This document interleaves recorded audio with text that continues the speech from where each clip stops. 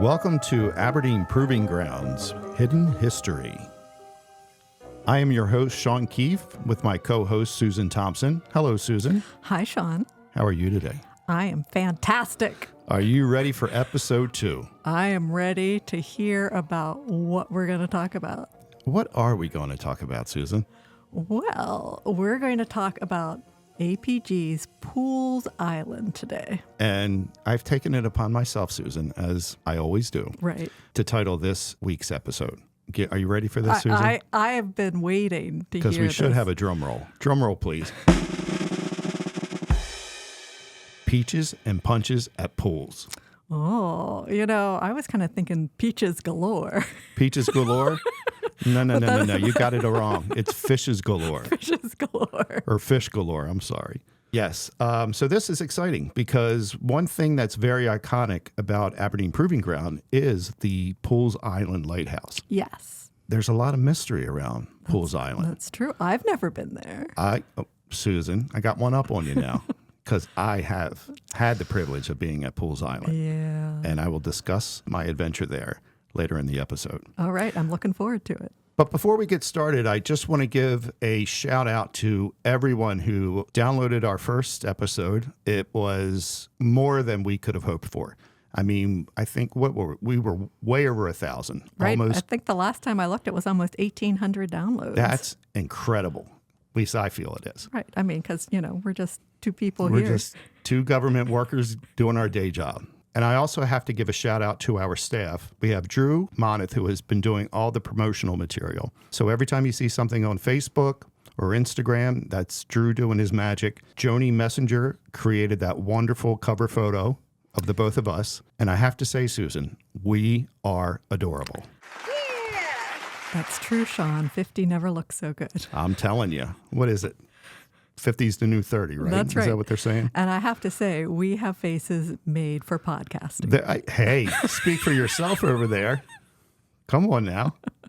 Very excited to be on our second episode here. This has originally been planned for a 4-episode run. And for what I spent on this equipment, Susan, that puts us at about $2 million an episode.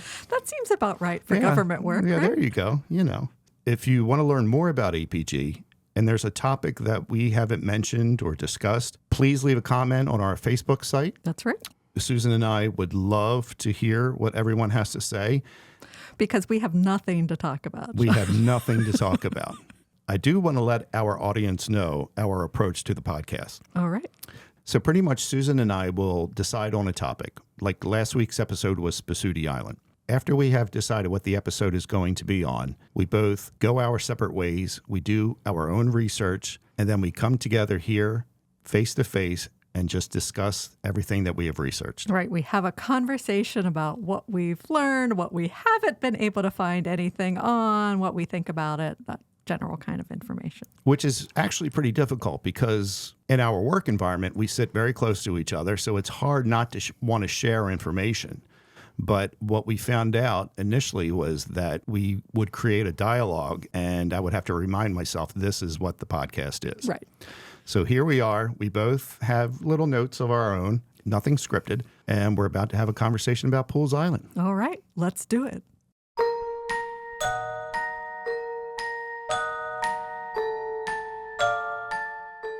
So today, as we talk about Poole's Island, I wanted to give you a little background about why we picked Poole's Island.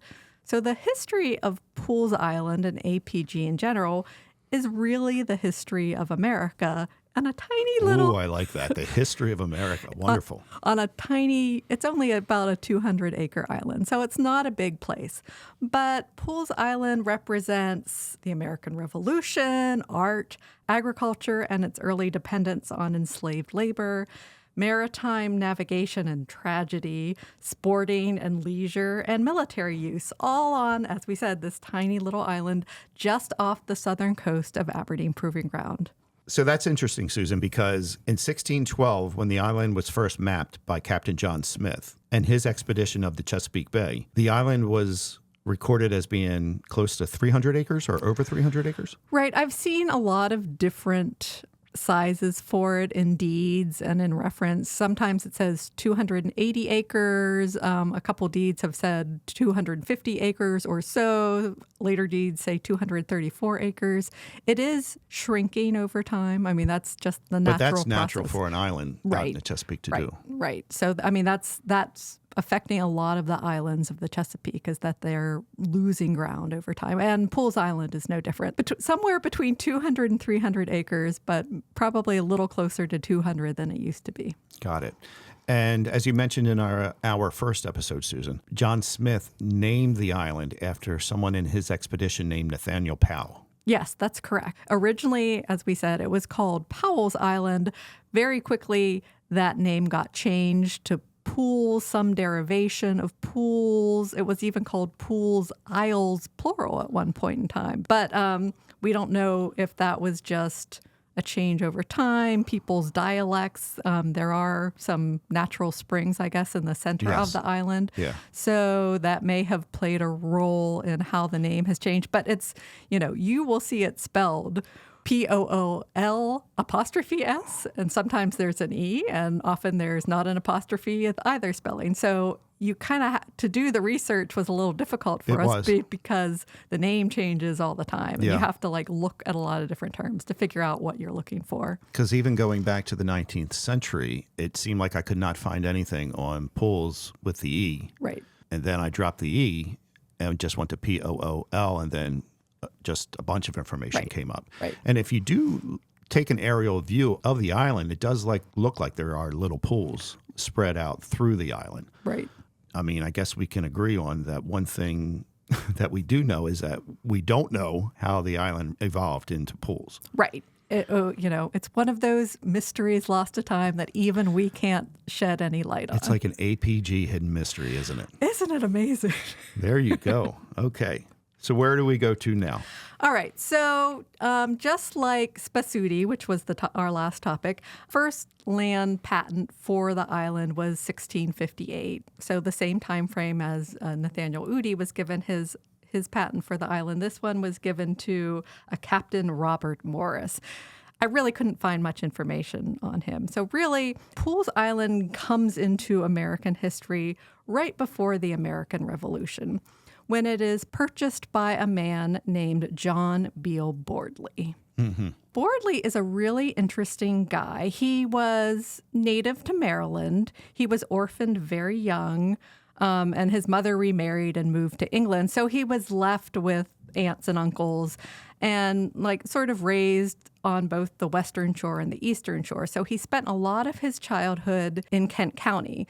Now, Kent County seems like it's far away, but we know our Kent County friends are actually very close to APG if you go across the water. Correct. So going by route of land is much more difficult. And it is. And Susan, look what I found out for you. Okay. From Aberdeen Proving Ground to Kent County is 67.7 miles away. And that's about an hour and 30 minutes by car. Okay. From the shore of Poole's Island to Kent County, you're only looking at about a distance of 4 miles. Right. It's very close by water. So even though currently we may not think of them as geographically close, they were. In colonial times, Kent County and what is now APG would be close because people were using the waterways. That was a main way of transportation. Do you think they hear things that go boom in the night? I know in Kent County they do hear our booms. Here we go. Strike that from the record.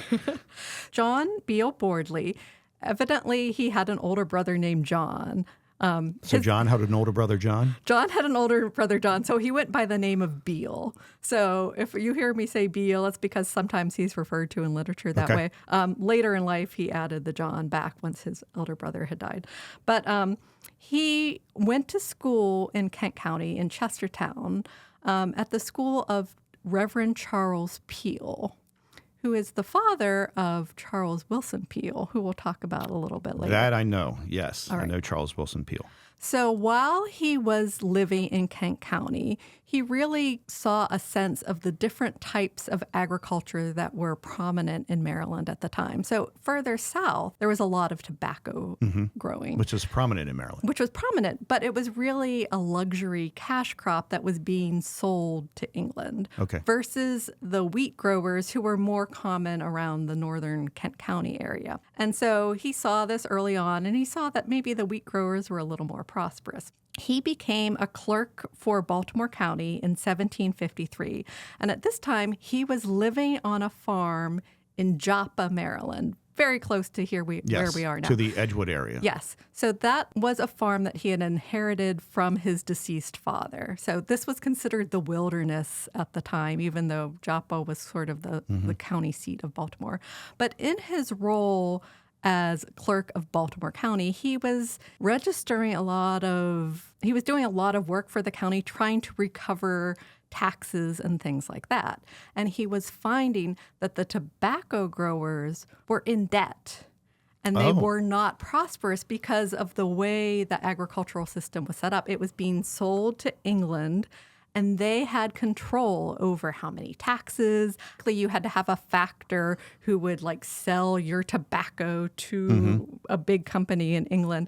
So and the taxes were being levied by the English? Taxes were being levied by the English. And so this is to give you a little bit of background about why he's an interesting person and how this ties into Poole's Island. In 1770, his wife inherits a property from her elder brother.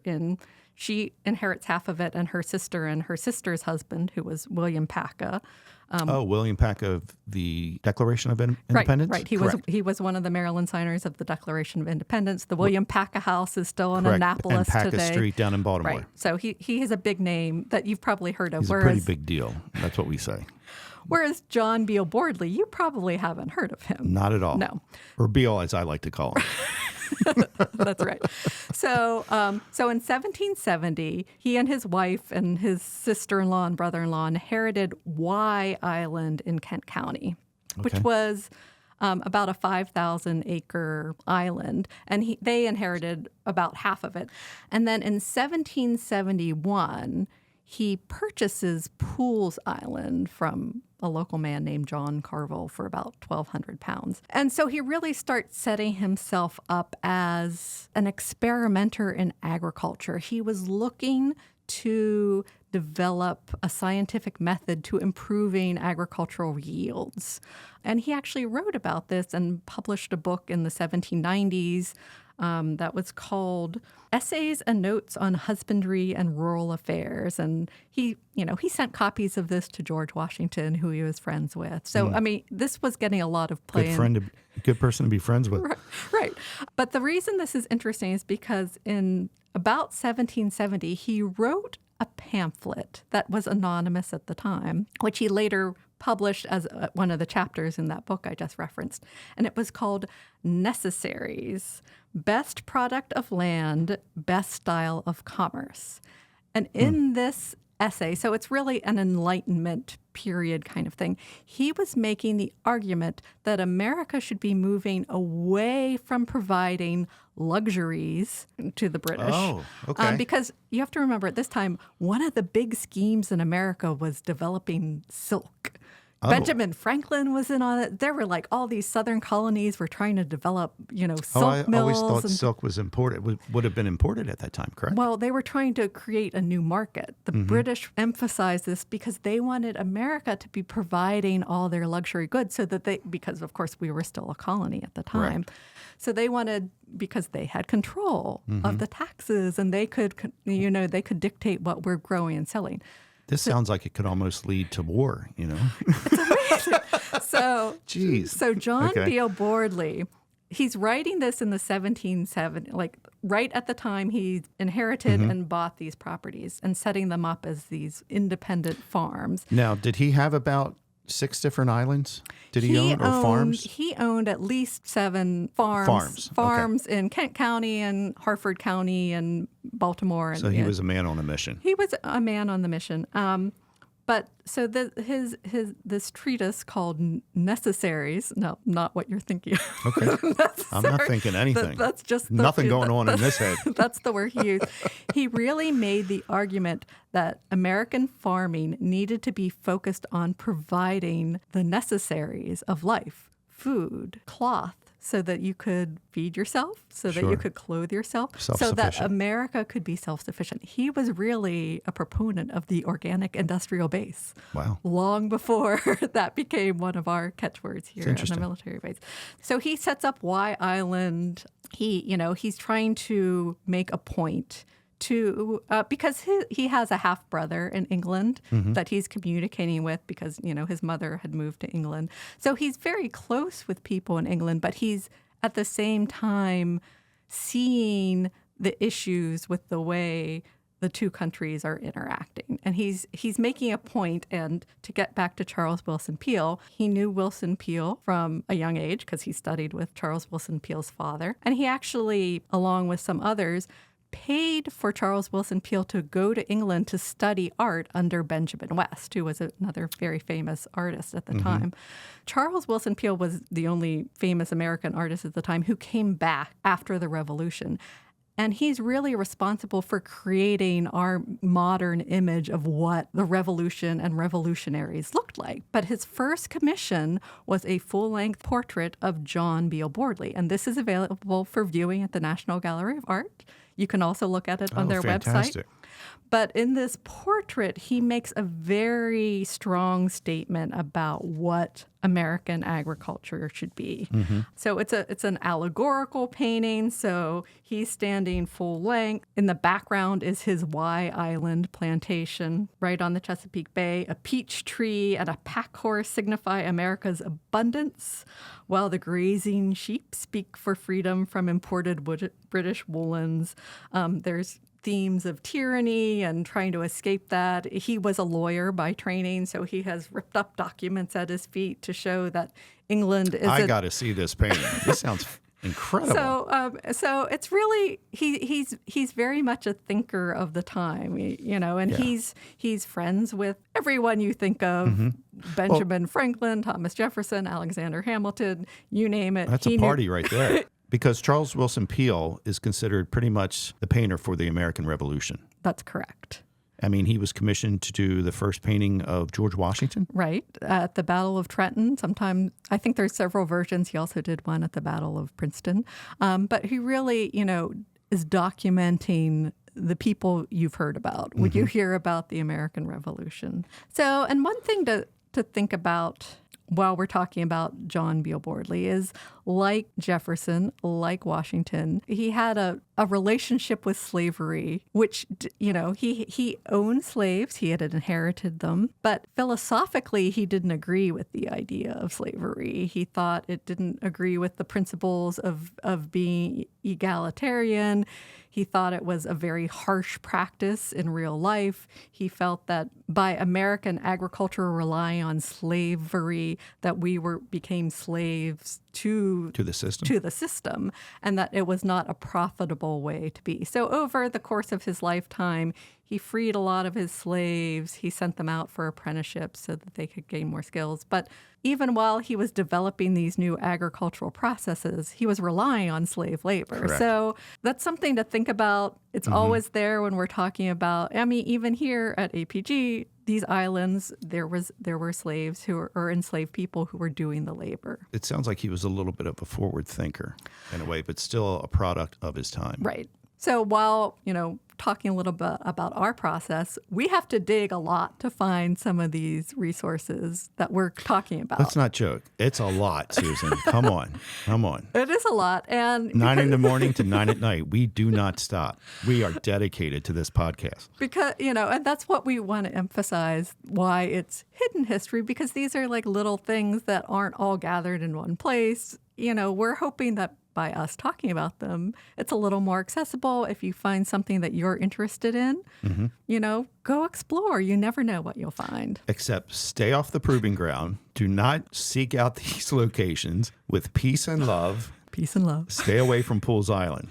That's right. So when we say go explore, we Correct. mean the from your computer. from your computer, because I'm there's not exactly, but there's lots of information. yes. For those who live and work on APG, join us on December 8th for this year's C5 ISR Holiday Party, where Top of the Bay will be transformed into APG's biggest Bavarian experience. You'll enjoy Bavarian food and drinks, an authentic Christmas market, the biggest dance floor on the installation, and many more surprises throughout the night. Tickets are available now. Check out the APG Facebook and Instagram pages for more information. You won't want to miss this one-of-a-kind experience only at the C5 ISR Holiday Party. We are now up to the American Revolution, and Beale still has possession of Poole's Island. Correct. So he had grand plans for Poole's Island, which kind of got a little bit derailed by the Revolution. I mean, even his big farm at Y Island was invaded by some British troops. But even though he didn't get to enact all the scientific experiments he wanted to, his ideals were really proved right, because he used the resources, the wheat and the cattle that he was raising on Poole's Island, to help feed the American army. And I know that on Y Island, he had a gunpowder factory. Right. He was really trying to be self-sufficient at his farm on Y Island. True patriot. Yes. There you go. So Bordley moved to Philadelphia about 1791 with his second wife. He was given a position by George Washington as a commissioner for the First Bank of America to gain subscribers for it. So he really became involved in the Philadelphia scene. And then he passed away in about 1804. And at that point, his estate was being managed by his daughters and his sons. And I did a little deed digging and a little deed research. And so the Poole's Island was sold in 1808 to a John Middleton, who then also passed away. So I don't think the fees were ever collected, because then in 1811, there was another farmer from Kent County who has a wonderful name I called love this name. Peregrine Wethered. There you go. So Middleton was kind of like the middleman. Right. There you right. go. And you'd be surprised that there are quite a few peregrines running around at the no. time. It's.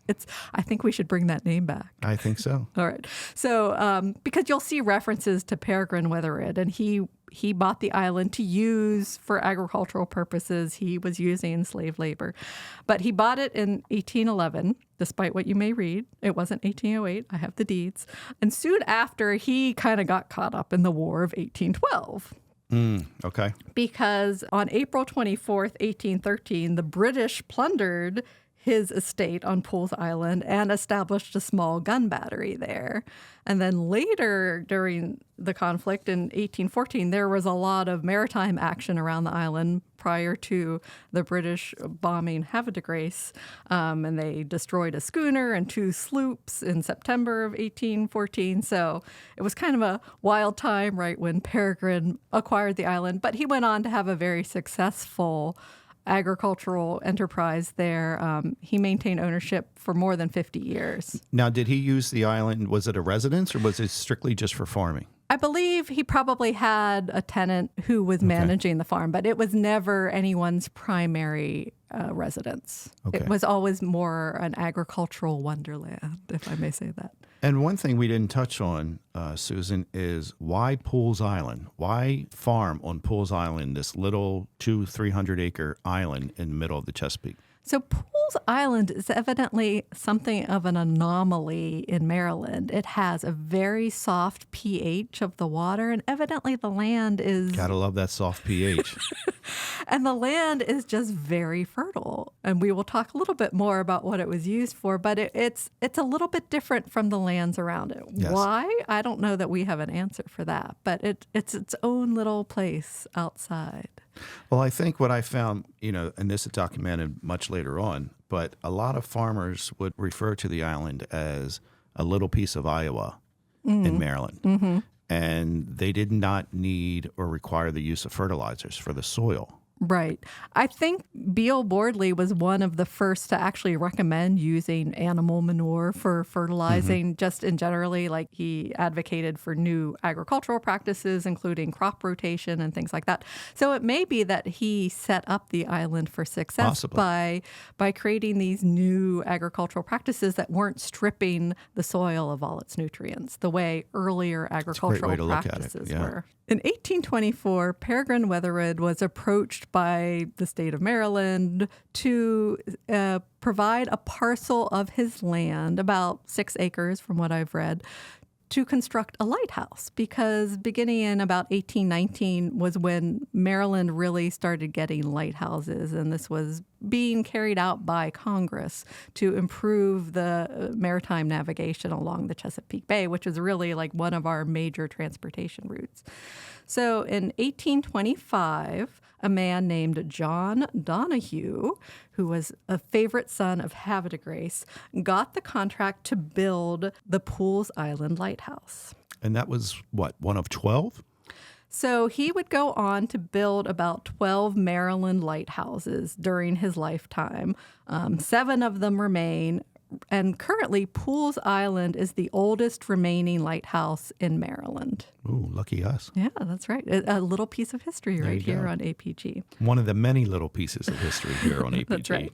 So the Poole's Island Lighthouse is very similar to 2 other lighthouses very close to APG, including the Concord Point Lighthouse in Havidegrace, which was built 2 years later in 1827, and the Turkey Point Lighthouse, which was built in 1833. He really only had 2 main styles of lighthouses. The one like that we have on Poole's Island is a conical granite tower with a light on the top of it. The other type of lighthouse he built was where the light was on top the lighthouse keeper's house. So it was sort of an integrated structure. Okay. And the oldest example of that one is at what is now called Point Lookout Lighthouse. Point Lookout.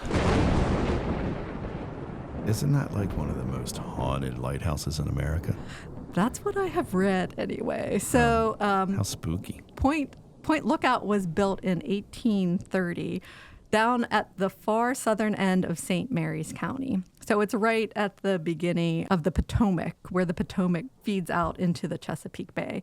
But the reason why it's considered the most haunted is because during the Civil War, the site was used as a prisoner of war camp and a Civil War hospital where a lot of people died. Wow. Over 4,000 deaths were attributed And there. is this in Scotland, Maryland? Scotland, Maryland, yes. I did not even know that existed until I started this. It's way down there. I mean, you have Way drive to down. St. Mary's County and then keep going to the very end. Yeah, But and then wonder why you're there. it is a state park. I don't know that that the lighthouse is open all the time, but I do believe that they run special tours. So, just like the Concord Point Lighthouse. Yes, because again, with peace and love, please do not attempt to visit Poole's Island and visit the lighthouse. But what you can do is that you can go to Concord Point Lighthouse, because it is basically, if not exactly, the same lighthouse Yes. that you will find on Poole's Island. And they still have their lighthouse keeper's house. They do. And it's nice and shiny and polished, and they give tours. And Susan, do I have a surprise for you? You do. I do. In this article that you provided to me from the Clark County Democrat newspaper. from Alabama. Right. Now, this is Alabama. Right. And I'm not saying Alabama, Maryland. I'm saying Alabama, the state of Alabama. Is there an Alabama, Maryland? I do not know, but I know there is a Scotland, Maryland. That's right. So anyway, an article is published in the Gazette titled "A Perfumed Ghost." Cue the music.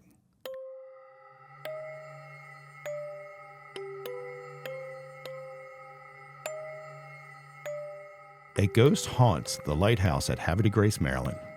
The keeper of the lighthouse said recently, the head of the man, devil, woman, or whatever it was, appeared to rest against the wire frame around the lantern.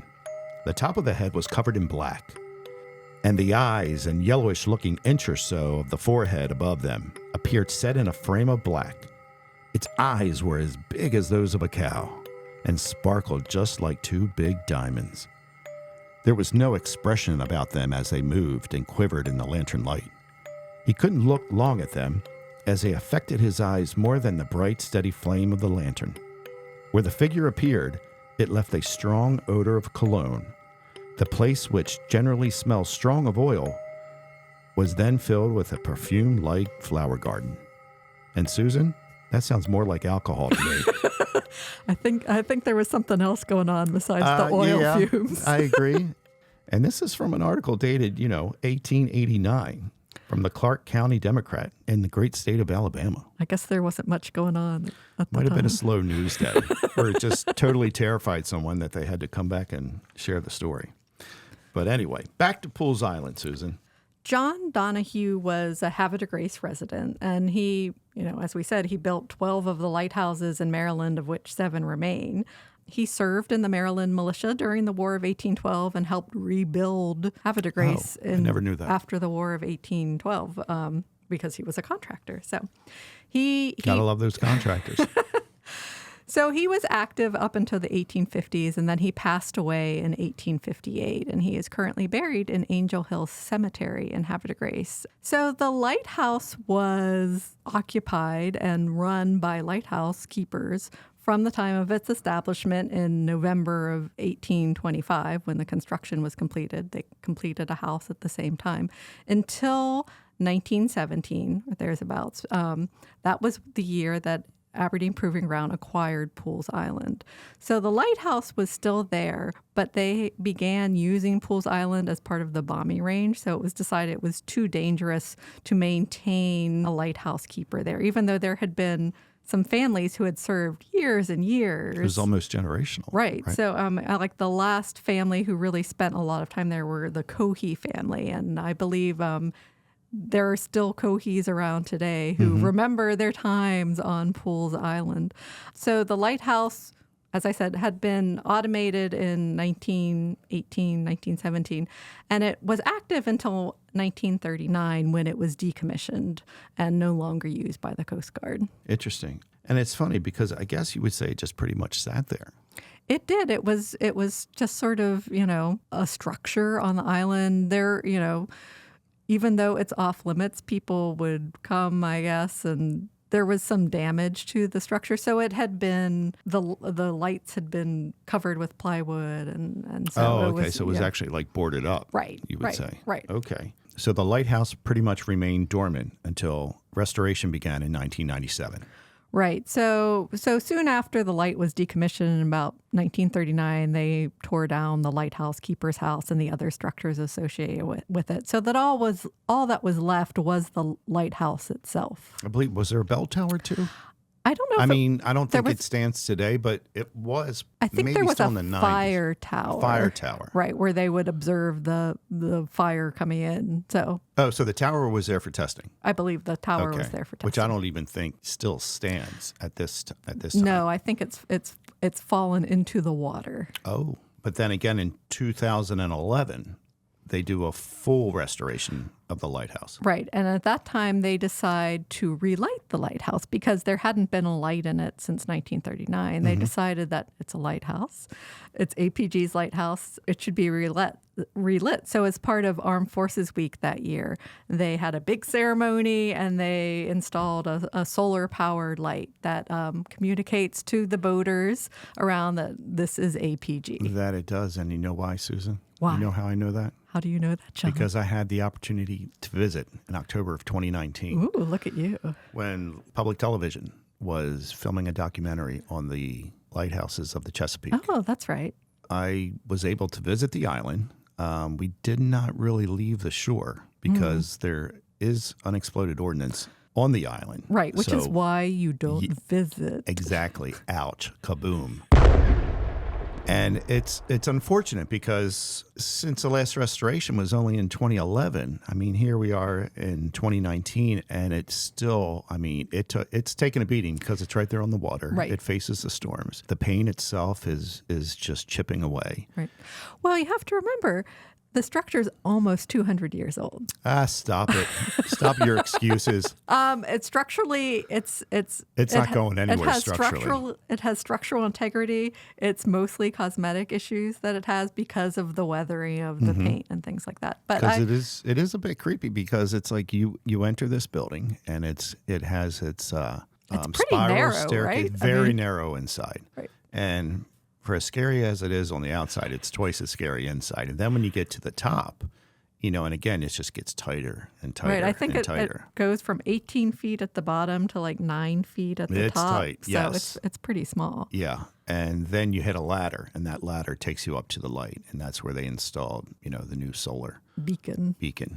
Inside. And when you exit the lighthouse, one thing that I discovered, which was only about 200 feet away, that was chained off, were the graves of Captain Elijah and James Williams.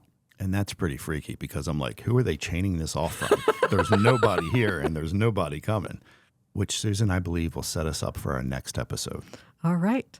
We have been talking a lot, Sean. So I think we need to give these good people a break and ourselves as well. Because I am exhausted. So I would like to thank everybody for tuning in this week for part 1 of Peaches and Punches at Poole's. And we'll get to both the peaches and the punches in our next episode. Thank you for joining us.